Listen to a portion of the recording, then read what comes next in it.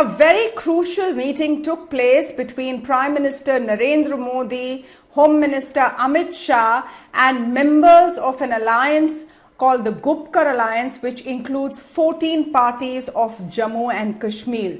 Now, many of the members of the Gupkar Alliance include mainline Kashmiri parties, the leaders of some of which were under house arrest for several months after the abrogation of Article 370 in August 2019. Relationships were at its worst at that point between mainline Kashmiri parties and the central government. So in a span of nearly 2 years, to have them all in one room meeting each other is definitely a milestone movement and an icebreaker to go ahead. So what was on the agenda?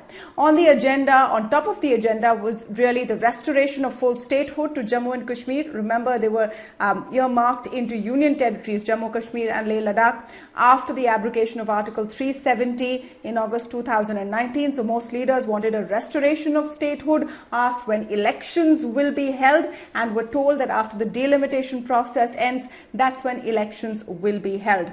80% of leaders did talk about Article 370 restoration as well, but agreed that since it's a matter in court, these leaders have moved to the Supreme Court. They will wait for the judicial process to go underway.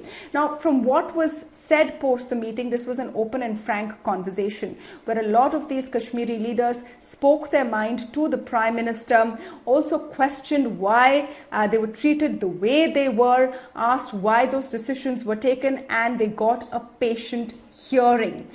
This is definitely an important first step to breaking the ice. Will it yield lasting results? Will of course have to be seen. Another question is, why now? So there are some theories doing the rounds that there is pressure from the Biden administration to smooth things over, which has prodded the Modi government to go ahead and hand out this olive branch. But those are being dismissed in some quarters as saying that there really was a good window of opportunity right now for the Modi government to act. On the other hand, perhaps the Modi government has also realized that there is a limitation to how much a bureaucracy can achieve, and they weren't making much headway. It would be important to include these Kashmiri leaders back into the political mainstream. Either way, whatever the outcome of these series of meetings is, what is important is that a first step has been taken. An important photo opportunity where you had all of these leaders and the central government's top people all in one frame after a meeting which lasted over 3 hours